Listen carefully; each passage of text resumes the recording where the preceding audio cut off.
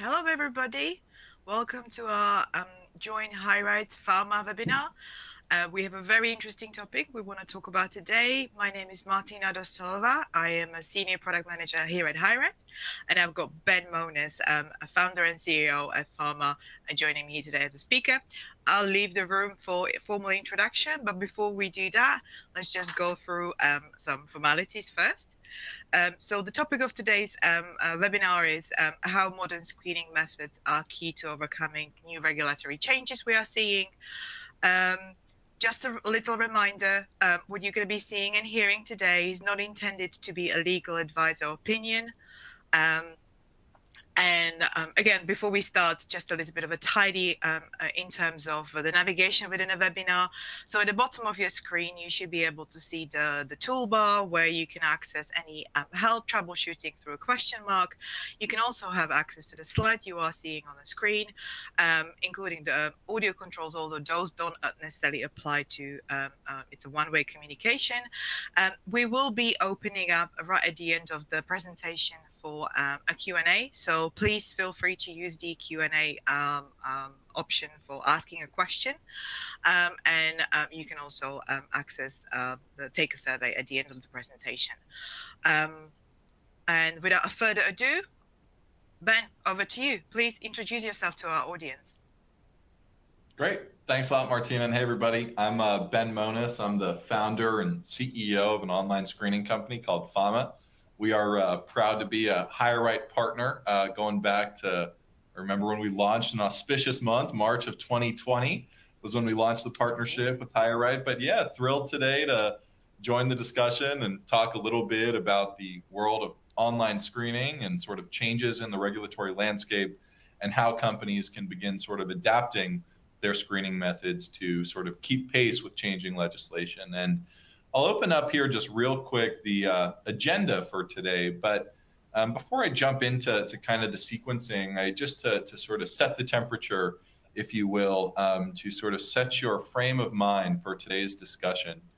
The first analogy I really want to start off with here is this idea of going with the current in a changing landscape, right? You know, we're living through fast changing times when it comes to consumer data, how that data is used in a wide array of contexts, but most importantly for today's conversation in the world of background screening. So we'll be talking today certainly a little bit about how to adapt in the near term to the changing circumstances in the world that surrounds us of employment screening, but also really focusing on the future and what is that future going to look like and how can we begin adapting some of our screening methods to accommodate changes that, you know, as you'll hear today, I think are not just going to happen continually in this country, but will happen around, you know, the United States here going forward. So as far as the agenda, you know, is concerned here, we'll start with, you know, the sort of regulatory overview here, changes in LA and New York, the solution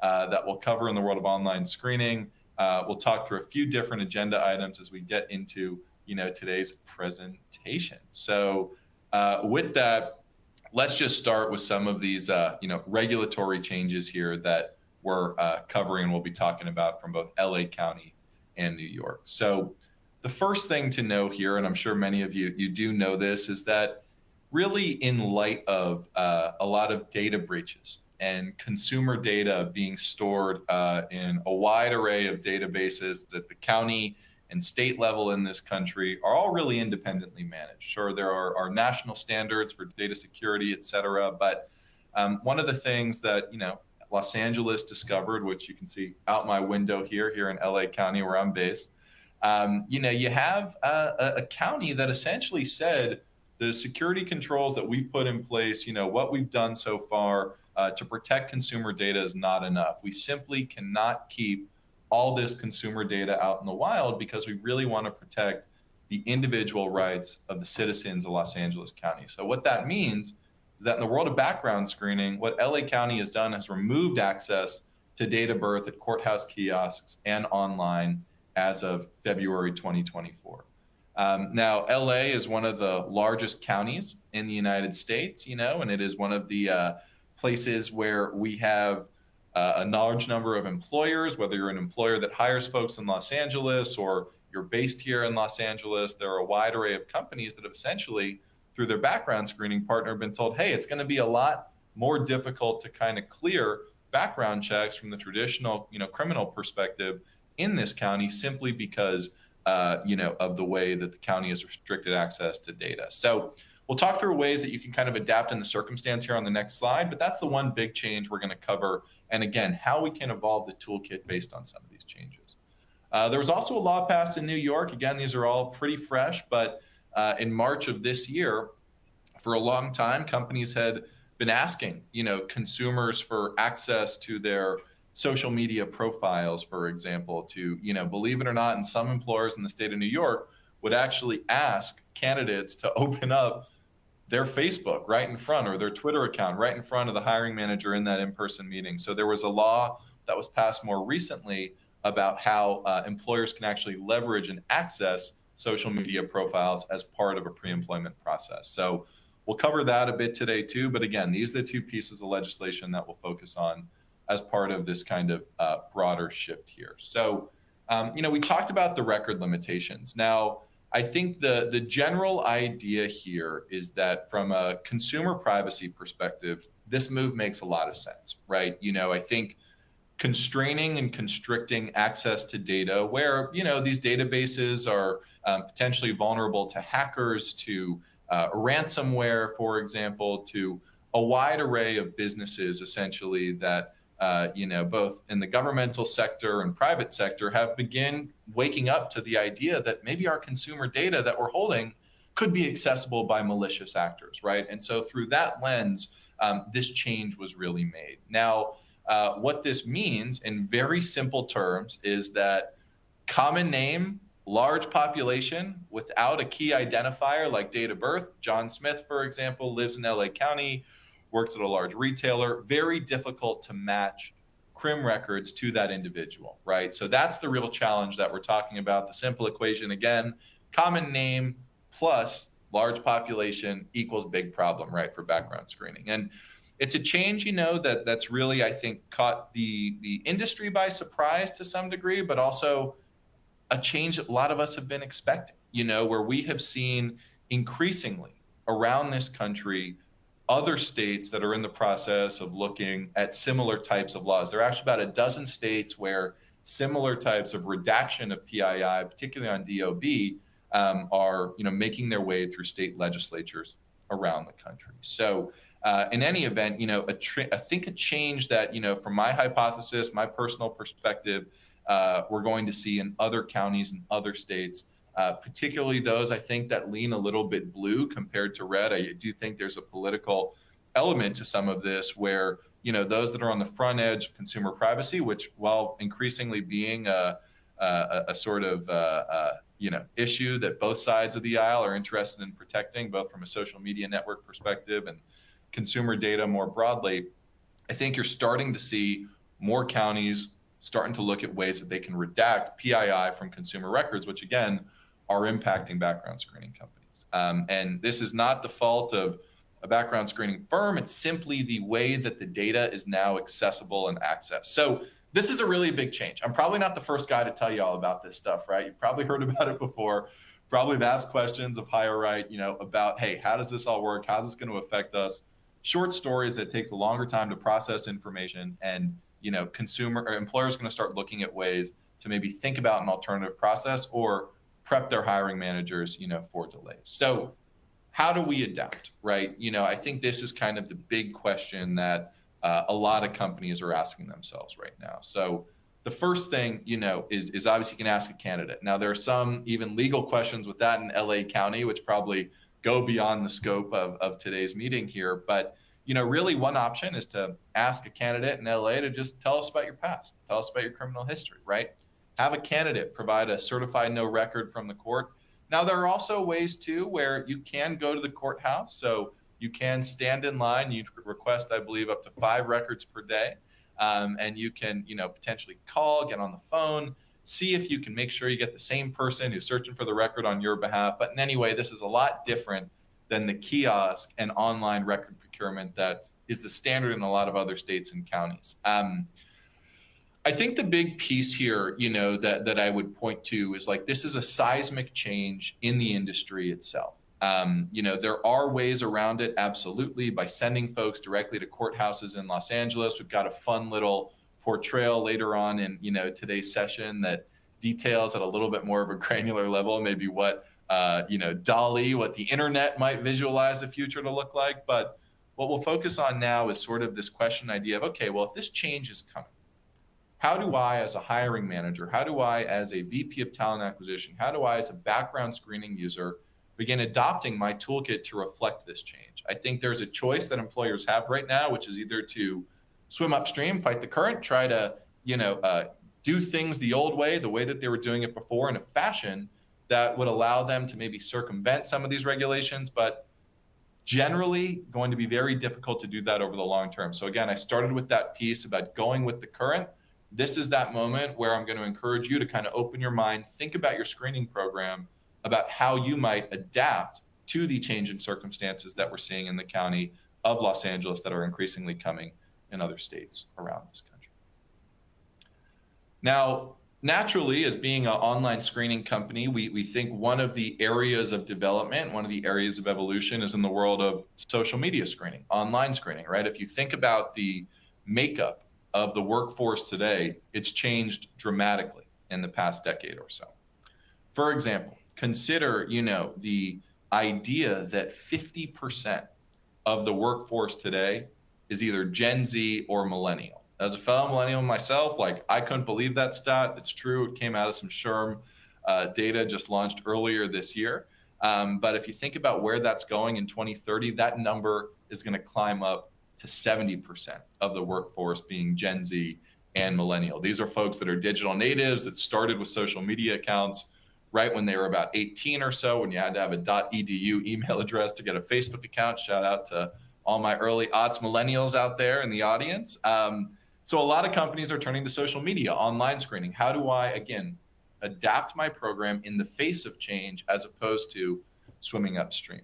But the big changes in New York essentially put a lot of companies in a position where they can't ask, John Smith for his Facebook username or his Twitter account link, right, or his password, right? And so now what we're seeing in New York is, again, one of the biggest employment centers in the country, companies that are saying, all right, well, we can't do this sort of screening ourselves because we don't have the know-how to essentially go out, find a person's web presence, filter through it compliantly without asking the candidate to play ball. So you see changes that are happening around the country that are both driving employers towards alternative screening methods and then similarly pushing them away, right? So again, I can understand and empathize from talking with our clients. We work with more than 4,500 businesses of all shapes and sizes, from big banks to food manufacturing to energy to technology, healthcare, big hospital systems.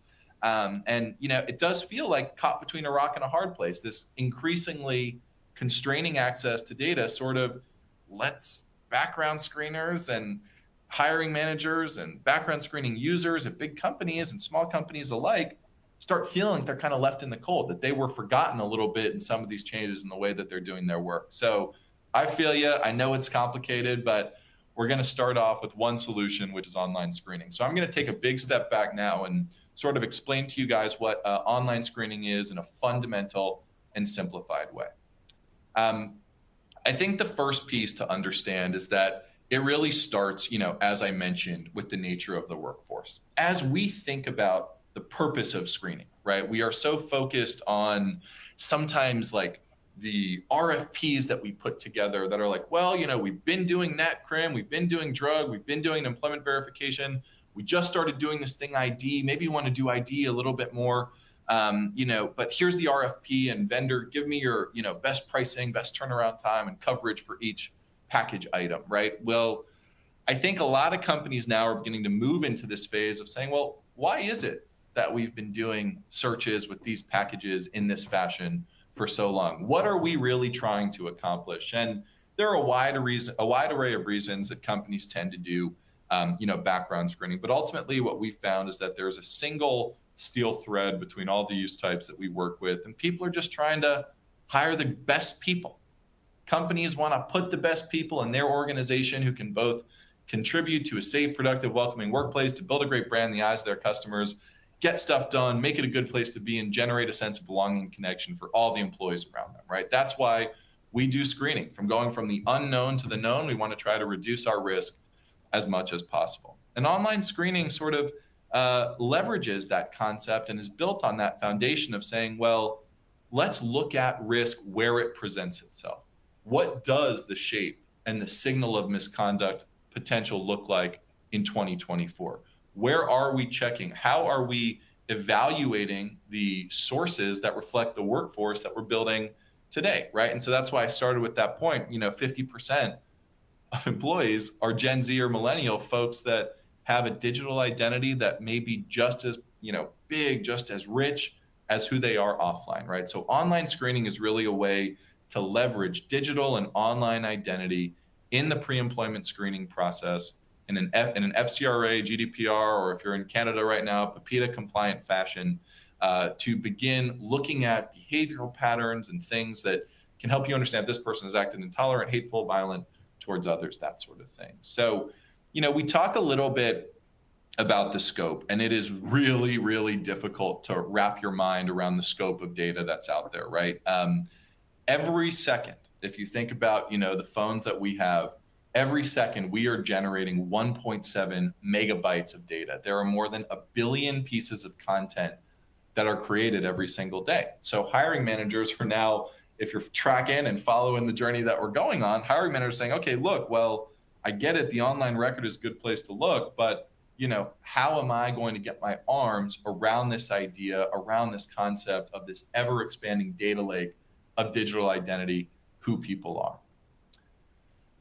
Believe it or not, 85% of employers have found content online that have caused them not to hire a candidate. This can be things that, range from somebody who is acting threatening or violent towards others, espousing illegal drug use, maybe acting intolerant or violent towards people, harassing folks, trolling folks online, wide array of reasons that people essentially say, hey, look, if you said this in a job interview, or if in a break or on an offsite, if you act like this towards one of our fellow employees, or worse yet, to a customer, it's a big problem for our organization, right? So again, companies are beginning to ask themselves, all right, well, if I'm truly in this mode of evaluation, if I have to shift my processes, my toolkit to evolve and expand what I do and how I do it to reflect the changing times, then how can I, again, get my arms around this massive data lake and at the same time find the things that many employers are already using to identify today without, again, asking anybody for their username and password? So I'll talk a little bit about what we flag. Now, Martina, later in the presentation, she's going to get a lot deeper into sort of what this looks like on the HireRight side, how the integrations are all set up, et cetera, what the reporting looks like. But I'll talk a little bit about what we do. So, through HireRight, this is a fully integrated solution, fully integrated product. So you really won't even see a lot of our logos or anything like that on the reporting, but the core technology that HireRight uses is all reflective of what you're about to see today. So what that means is that, we don't score. We don't tell you who's good or bad. We don't give you a thumbs up or a thumbs down or say, John is an 80 and Jane is an 89, you should hire her. And, oh, Jim is a 92. No, we don't do any of that. We don't do any automated scoring, but instead we put the user in the position where we believe that they know what good looks like. They know what risk looks like to their organization. They know the team, they know the goals, they know the organization that new person joining a company is stepping into. So we give them the power to flag for the sorts of risks that are relevant to them. So, I'm not going to go through each of these slides here on the screen, but essentially think of this as using artificial intelligence. Yeah, I had to say AI in a presentation. We've been doing AI since about 2015 or so before all this Gen AI, Open AI buzz, but really think of this as the ability to structure unstructured information, to read text and image and video just like a person can. So being able to look at a TikTok video, for example, that a candidate recorded and tell if someone is saying something extreme, like, I'm going to kill my boss this weekend, or something fun and celebratory, like, my boss and I are going to kill it this weekend on the 5K that we're running, right? And so two very different statements look very similar in terms of text and keyword-based analysis, but we use technology to delineate between those two things and really save our clients millions of dollars every year by filtering through this content automatically rather than asking a person to do that. So this is just the first group of flags. We also cover threats, crime, cannabis, other drugs, et cetera. So what you'll see is the ability here for an end user to really begin saying, all right, why are we running the background check in the first place? Again, to establish quality of hire, to determine risk on a new person coming into my organization. We have to adapt to the changing times and reflect our analysis against the sources that really sit at the foundation of the broader workforce that we're engaging with today. And I know there's a lot of text here, but we'll make sure that you guys get this after the call. But we've split out, as you can see, cannabis and other drugs. So if you're in California, where I am, or one of the many states where marijuana is becoming increasingly recreational, you can turn certain flags off, leave others on, and that means that you will only see a report with hits on it that map to the behavior kit or the filter that you've set up, which is all defined here. And Martina can speak to that in more granular detail later on today. This includes a standard social media site. So the sites that you're quite familiar with today. This is an exhaustive search of a person's publicly available web presence. I always say there's nothing private. There's nothing behind a privacy wall. There is no friending anybody. There's no surreptitious method to attend content.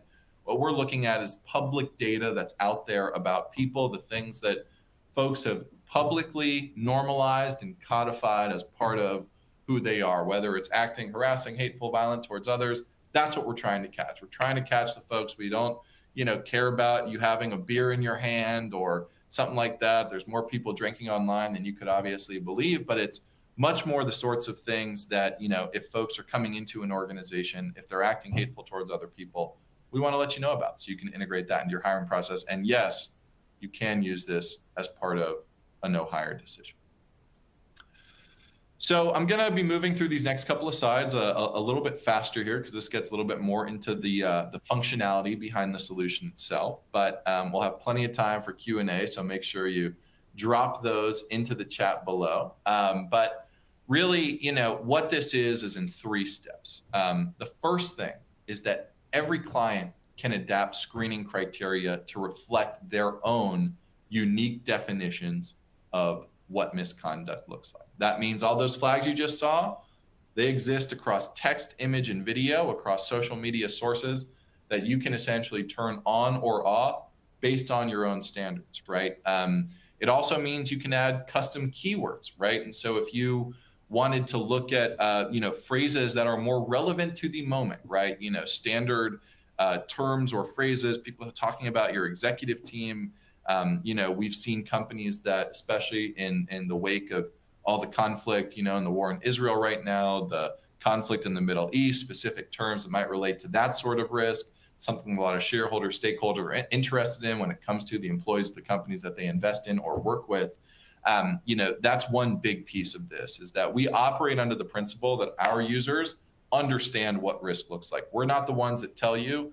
You know what risk looks like for your organization, and you can begin integrating that sort of analysis, again, to reflect the workforce that you're screening and the changing legislation, the environment that you're in.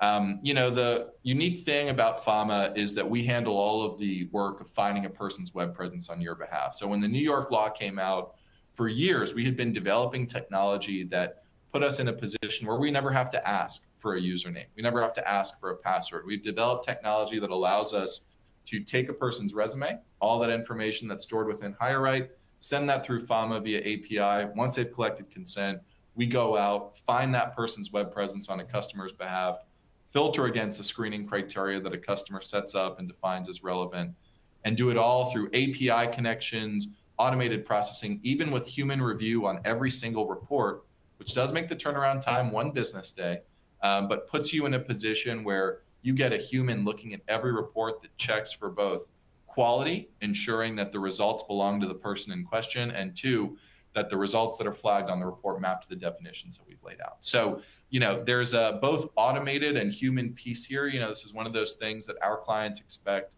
100% accuracy, and that's something we try to deliver here through the solution itself.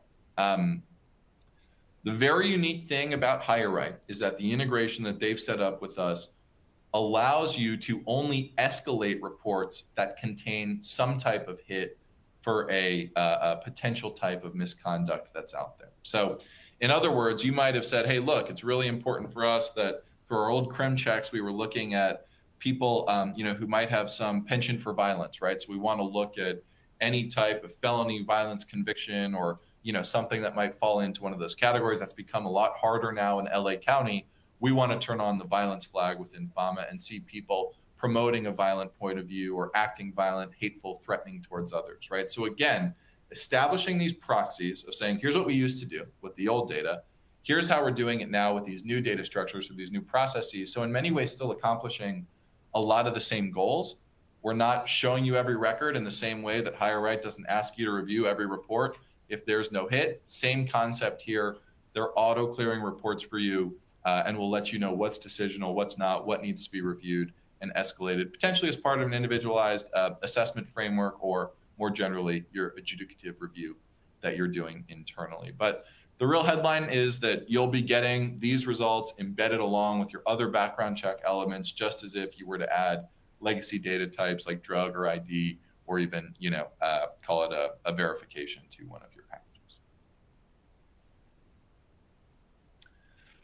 So I wanted to pick a case study, and you can kind of read through it here real quick, that we actually had a great HireRight offsite meeting last month in May, and so we used this. It was in Nashville.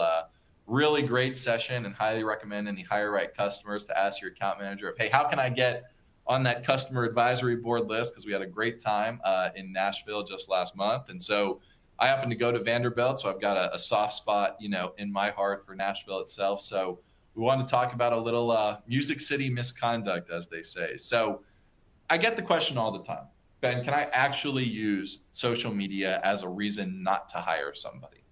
And the answer is yes. And there is, when we started in 2015, there wasn't a lot of case law around this. Now, 2024, nearly 10 years later, there's a ton of case law around it. There's private sector, public sector case law. I wanted to choose like the stickiest case. I wanted to bring in First Amendment questions, right? I wanted to have somebody who actually worked for the government so we could really demonstrate to the viewer, the folks who are attending this call here, just how this is held up in courts historically. So let me sort of explain the case. And this was something that made it up to the Sixth Circuit in 2020. So there was a city employee, I believe they were a dispatcher for emergency services and Metro PD within Nashville. And they posted a racial slur online. And it was bad. It was something that wasn't like one-off joke. It was like a slur along with a lot of pejoratives and some really negative things about a certain group of people. Her employer finds it, she gets fired, and then she decides that she wants to sue her employer for First Amendment retaliation. In other words, I can say whatever I want. Plus, you're the government. You can't interfere with what I'm saying because you're my employer, you're the government, et cetera, right? And so again, wanted to choose like the stickiest, most convoluted gray area case I could for today's presentation, just so all of you who aren't federal government or city or state government can understand just how the government does have a First Amendment responsibility, is able to deal with these sorts of scenarios here. So this court made it through the lower courts, eventually up to the Sixth Circuit, and they ruled, and I'll just read this one word for word, that a racially divisive slur undermines the mission of the employer. The use of that slur in public context implicated the employer and the metro government itself. In other words, companies have missions.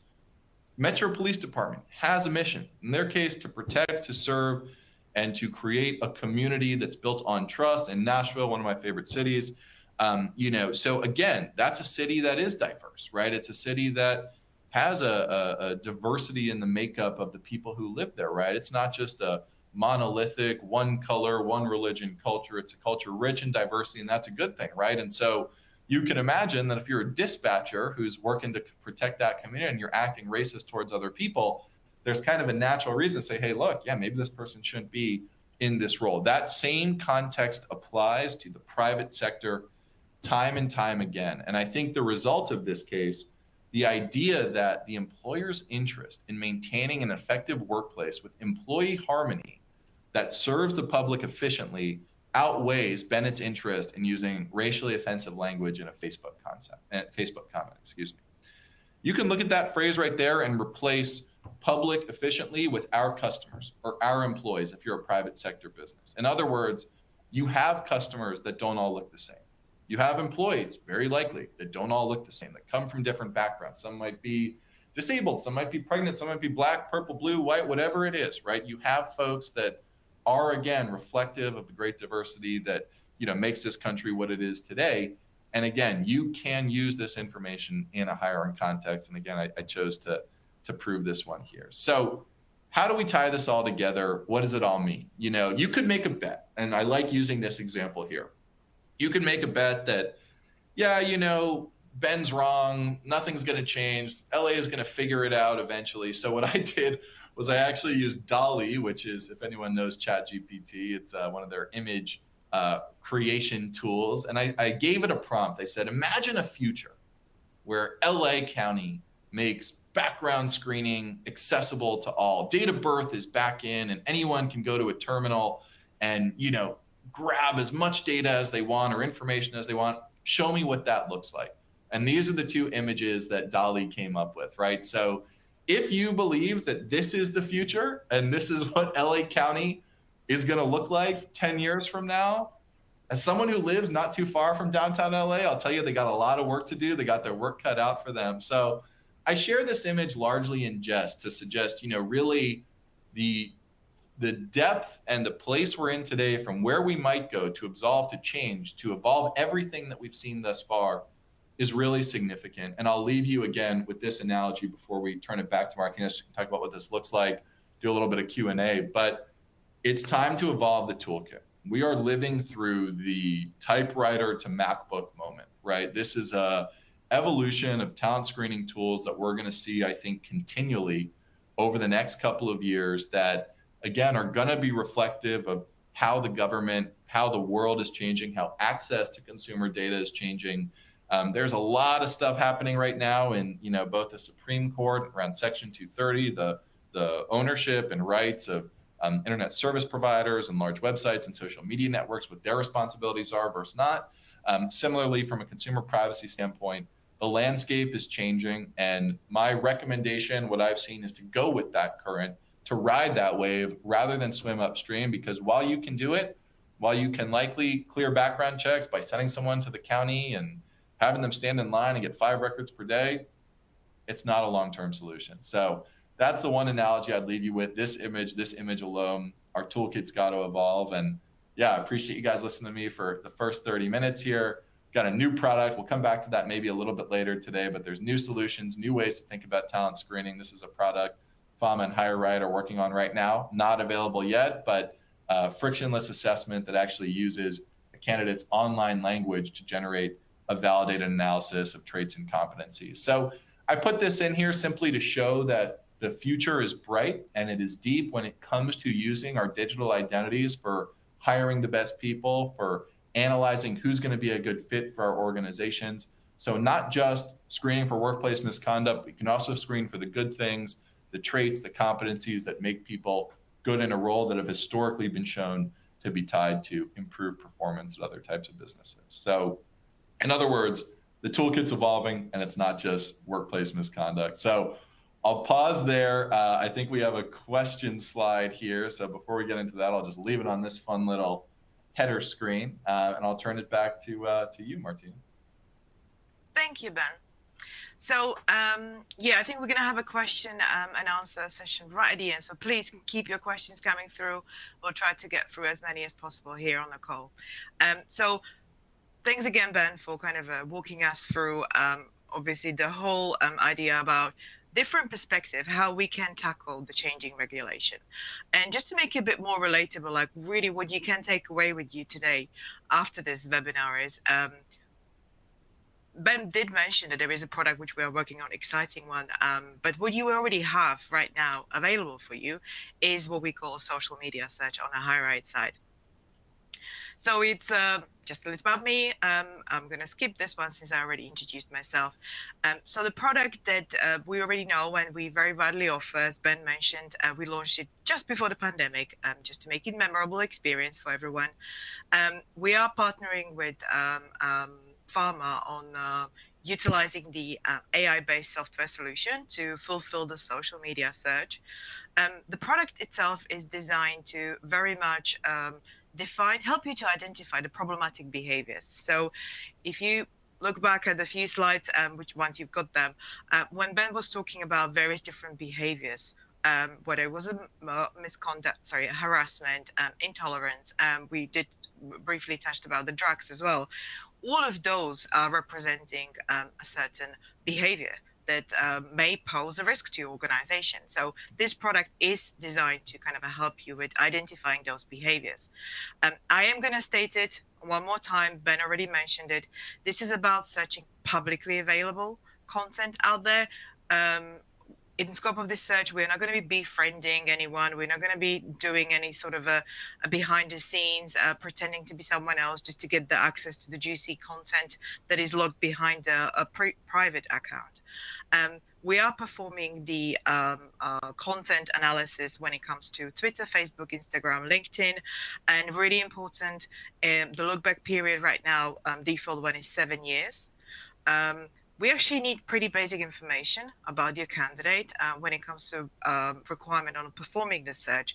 It's really as easy as name, including any additional names, aliases, AKAs, and so on, email address, date of birth, phone number, location history, and then we do also utilize, if provided, with the rest of the background check, education and employment history, but those are not mandatory.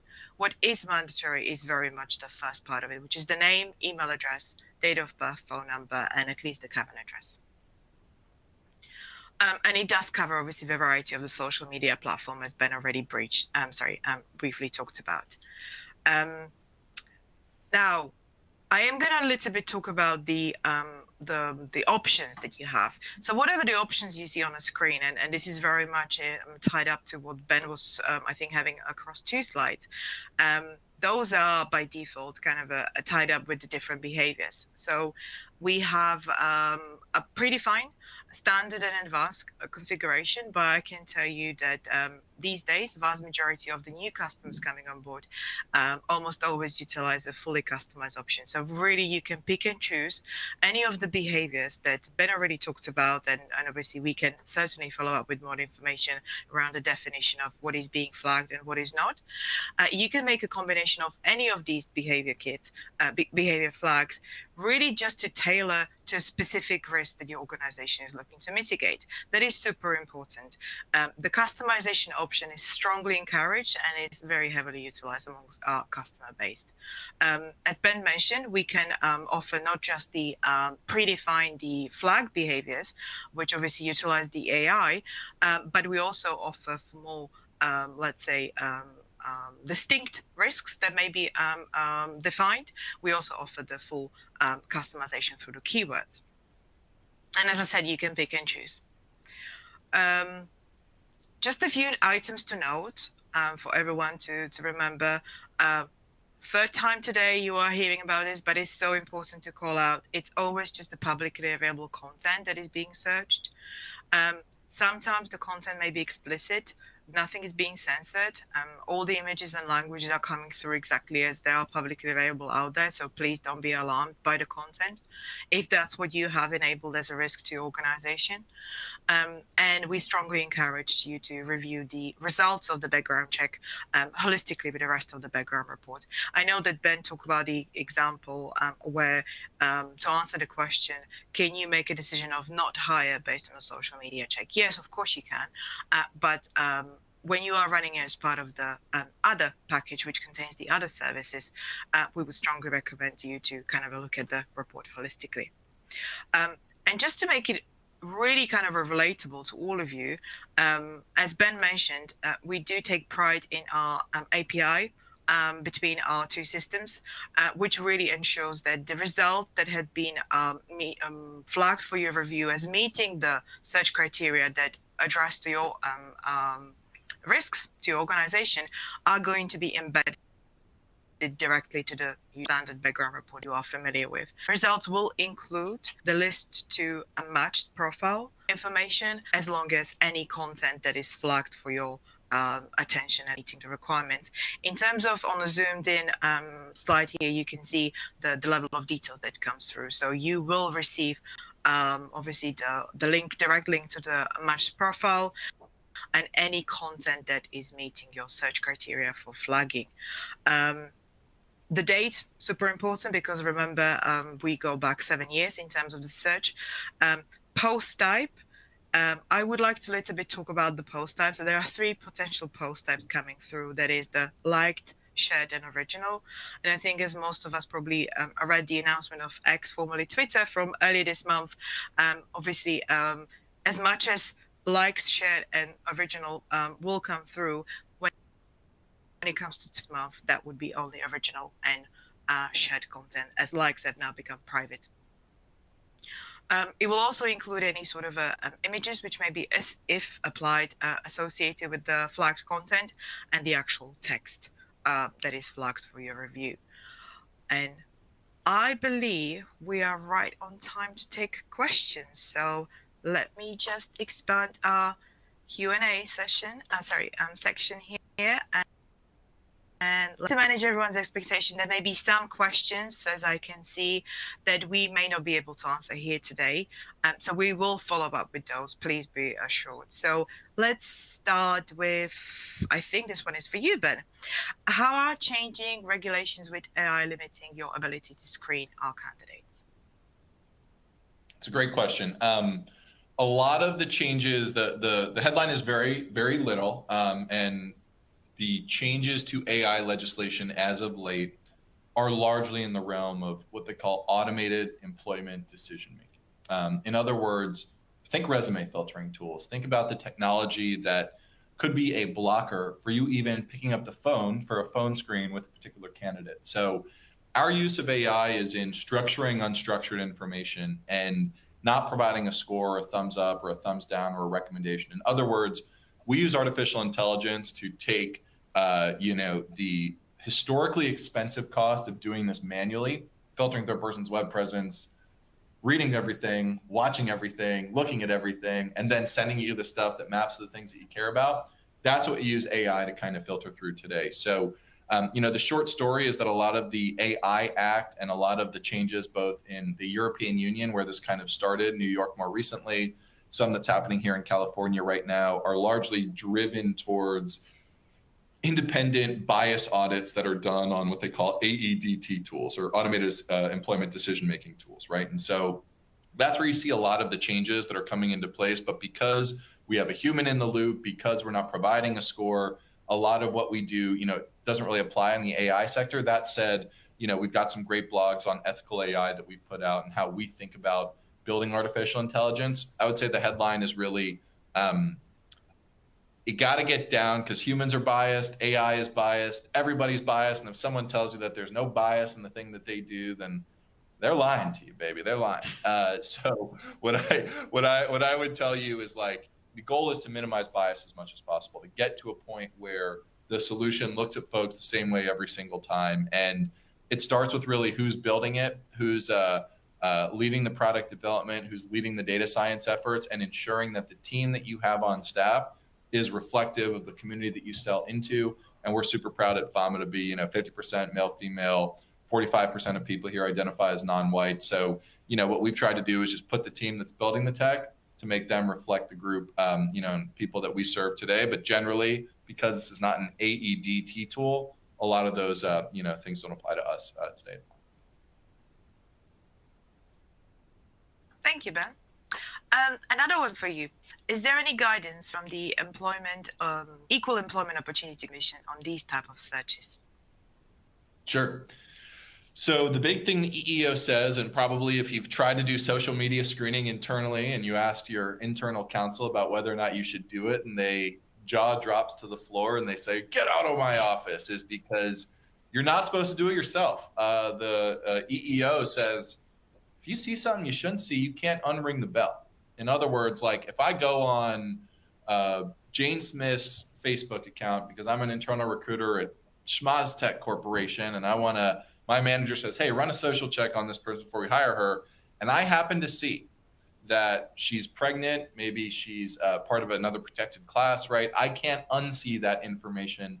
And the EEO says that you can't unring the bell and you will actually use that intentionally or not in a hiring decision. So that's why a lot of companies have been told not to do it internally. It's the value of going with a third party. So in other words, the ability for, as you saw Martina show you, the way that you can select what you want to flag for, that means that the only thing that you're ever going to see on a report is content for which you have a business purpose to view that information. So in other words, instead of exposing yourself unintentionally to things you shouldn't see, the only things you'll see in our reporting are the ability to find content that maps to one of those criteria that Martina laid out. So it's a very sort of nuanced approach to doing it, but instead of, again, exposing you where you do the work of reading through everything, we do it on your behalf and only show you the stuff for which you have a permissible purpose to view. So you'll have a business reason for every piece of content that you see through FAMA. So, it should protect you from an EEO perspective. And FAMA to date has never had a lawsuit or, a nasty gram or even arbitration related to this. I'll probably knock on wood right now so that doesn't happen. But, we've really over-indexed on compliance here. And HireRight, as you may know, if you've been a customer for a long time or thinking about becoming a customer, their compliance team is top notch, and there's no way they'd even let us have a product to sell, much less a webinar to talk to you about it, if we hadn't vetted all those angles prior. And that was done back in 2018 and 19 before launching the partnership in 2020.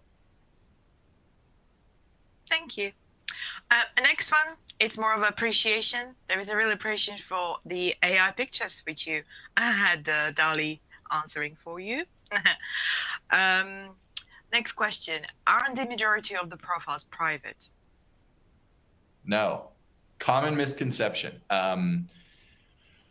Some are, no doubt about it. But to give you a sense of hit rate of all the people that we screen, it's between 5 and 7%. On the low end, you see about, for some industries, we see in like healthcare, for example, it tends to dip below 5% in terms of overall hit rate. So it's really a low probability, high impact screen, similar to other types of background checks that don't have extremely high hit rates, again, depending upon the population that you're screening. But what we are looking for, so to speak, the kind of fundamental purpose behind the product itself, is not to look at the things that people said privately or the jokes that they made with their friends. I'm the founder and CEO of this company, and I'll be the first person to tell you that I've made, jokes or said things to my friends that I wouldn't say publicly or put out there publicly, right? Just because I know the ways that could affect people who don't really know me well, right? Jokes I've made. So, with us, we're trying to identify the folks on your behalf that have normalized that aberrant or hateful point of view, that have made it okay to act publicly hateful towards other people and don't think there's anything wrong with it. So, no, by and large, we haven't really seen any, real impact on private profiles versus not. And for those that are, it's one of our perspectives that great, then they'll keep any, that sort of behavior to themselves when they join the company. And thank you for the comment on Dolly. I just thought, we're all sort of sitting here with these changes in the legislative landscape and saying, oh, well, maybe it'll change. And I think the extreme change, if any of you have been to LA, it ain't happening like that. It's not going to be some Minority Report screen in the middle of a courthouse or a floating screen in the middle of downtown LA that has all background checkers that you can just query, with the keyboard. So appreciate it. I thought to just be a little tongue in cheek and funny about it. And I'm glad whoever that was, thank you for the kind words. Another one. We have wonderful questions. I'm not sure we can please keep them coming. How does Pharma approach potential misconduct on social media when there aren't enough identifiers to confirm it's the same person? It's a great question. And maybe we can do a follow-up, Martina, to answer the others that I'm seeing here. But this is I'll answer first by saying, like, this is a really high stakes moment we know for people. In other words, job seekers, like, this is that moment. They've gone through the interview process. We're at the penultimate step.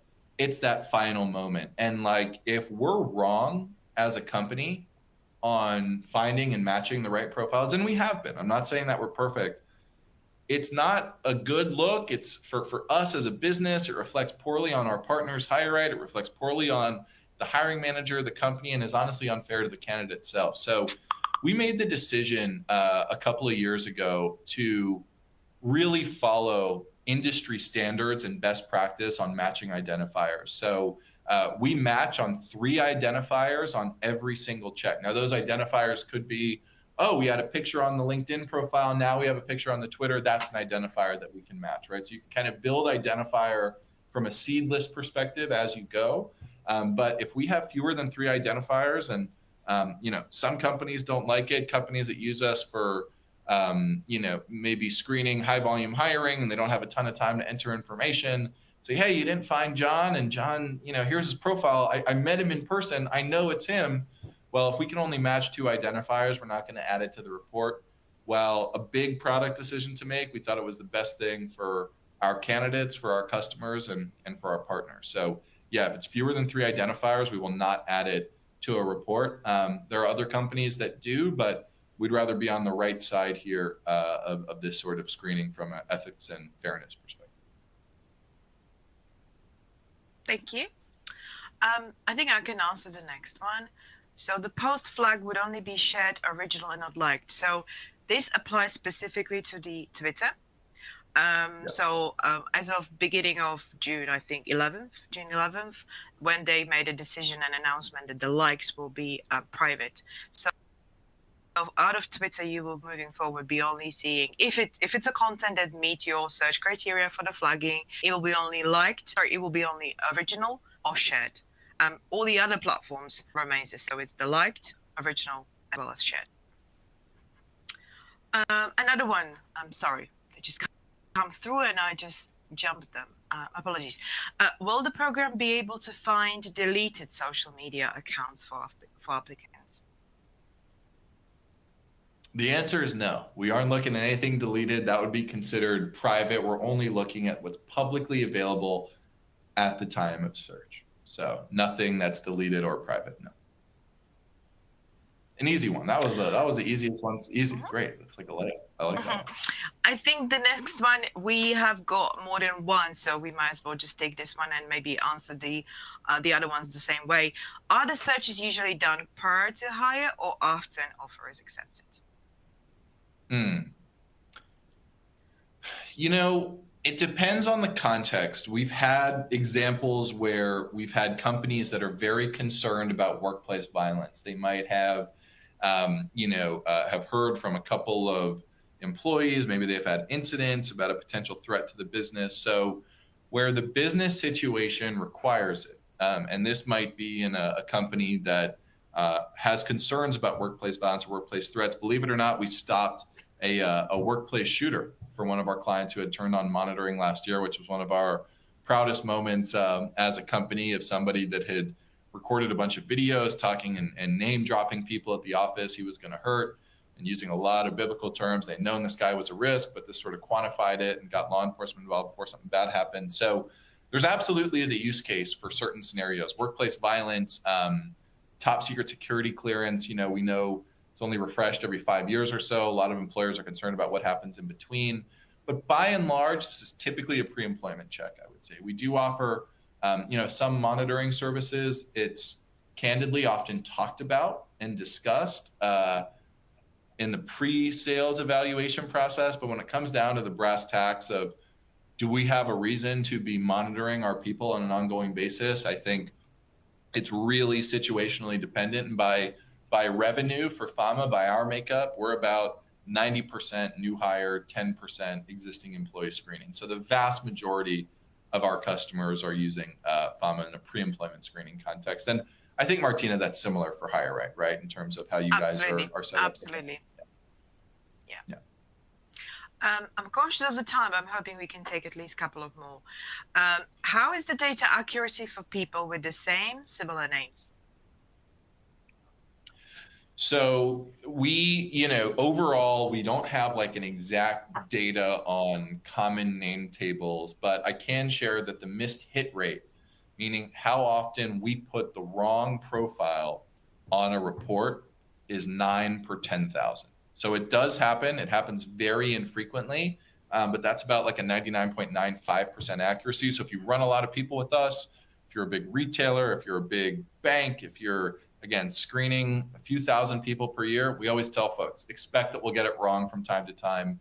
We do have a full dispute resolution process where candidates can engage directly with HireRight on a dispute, just like any FICRA product. They can come to our website, call a phone number, and file a dispute there, and then we'll go through the adjudication process to make sure we found the right person. But it's about 9 per 10,000 across all candidate types. Thank you. I think we can take one more. Let's take an easy one. And I promise that everyone else we haven't answered today, we will follow up later on. So an easy one for you, Ben. How far back do you go to pull up social media? It feels like a test question, to be honest, if you listen to all of the presentation. The answer is 7 years, just like any other FICRA product. But I would point out, if you want to go shorter than that, that's also possible. We do have clients that want to shorten the look back period, so you can do that. And with that, to be honest, I think, I think that's the last question we can take for today. We will follow up with the other questions later on. If you have any questions about anything we talked about, whether it's about the product which we already offer, or it's about the future of the product, anything we haven't been able to answer, you haven't been able to ask today, please feel free to contact us. You see the information right on your screen, hopefully. And with that, Ben, any closing remarks? I've said it 100 times now, but look, there's an opportunity to swim upstream or go with the current. My mindset, go with the current, evolve your practice, whether that's social screening, online screening, or other types of tools. The world is changing quickly and our toolkits need to evolve with it. So typewriter to MacBook. That's my closing comment, Martina. And thank you all so much for carving out an hour of your day. I know it's tough, especially with July 4th coming up. I'm sure everyone's packing their schedules here before the holiday next week. So really appreciate everyone joining today's discussion, and thanks again. Thank you so much, Ben. Thank you for hosting the webinar. Thank you for the information. Thank you to the audience for joining us today. All the questions you've sent through, we will follow up with the ones which we haven't answered. And with that, let me wish you a lovely rest of the day and hope to see you soon.